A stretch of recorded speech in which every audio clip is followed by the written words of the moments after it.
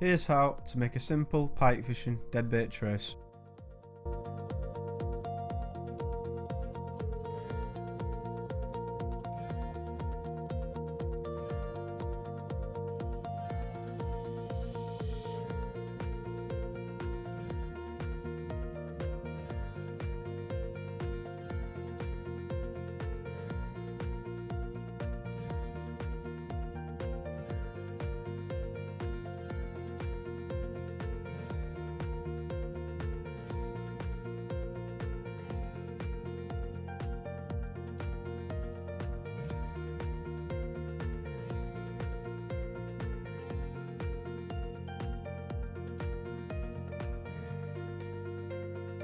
First of all, measure out around 20 inches of wire and cut some off.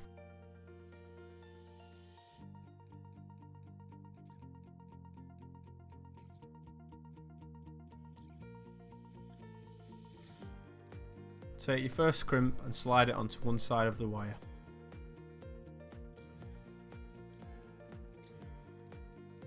Then slide your first hook onto the wire. Fold the wire back on itself and put it back through the crimp.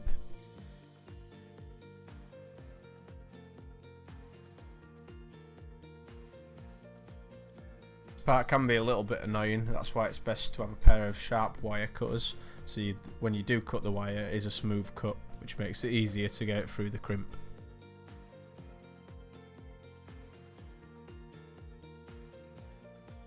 Once you have got it through, make sure the wire is sticking out at the other side, and then pinch the crimp and pull on the longer length of wire to tighten down to the hook.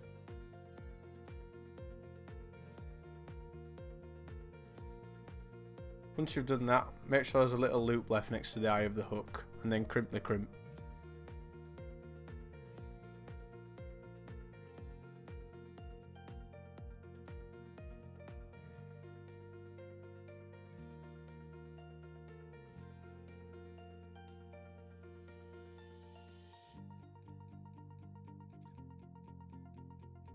Push down hard 2 or 3 times to make sure the crimp's set.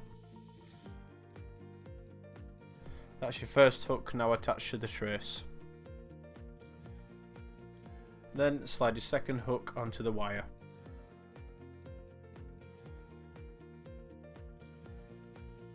So this is the part where you decide how long you want the trace to be.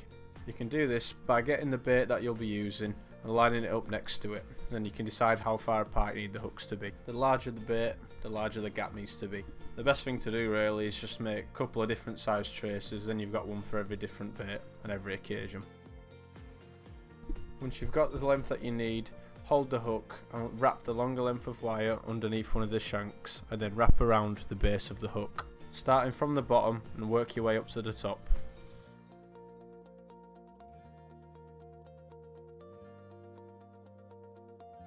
This also can be very finicky, just try to keep the wire as tight as possible at all times to stop it unravelling.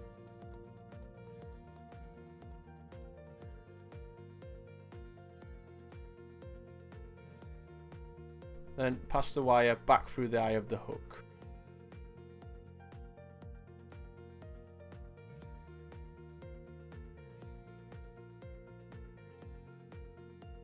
Pull it tight and make sure nothing moves. Then that's your second hook attached. Now it's time to attach the swivel, and what I start off by doing is sliding a little bit of shrink tubing on just to cover the crimp to make it look a little bit neater. This is optional, but if you want to make your trace look a little more professional, it's worth doing. Then take your second crimp and slide that onto the wire, shortly followed by the swivel. If you are using the diamond swivels, make sure it's the diamond eye that you slide onto the wire. Then fold the wire back on itself and back through the crimp just like you did in the first step.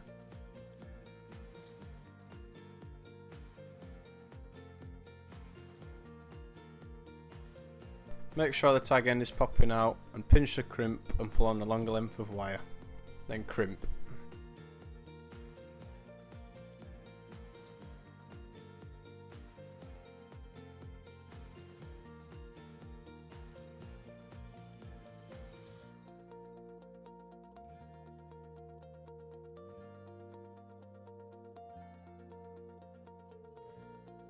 the shrink tubing that you slid on earlier, slide it up the wire, over the crimp and over the diamond eye of the swivel. That's essentially the trace finished. You can use it like this, or you can do the next step, which is optional.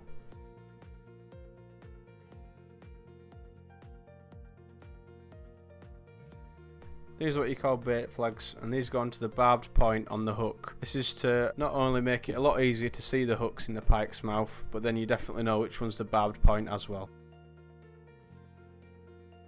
Once both bait flags have been put on, this is what it should look like.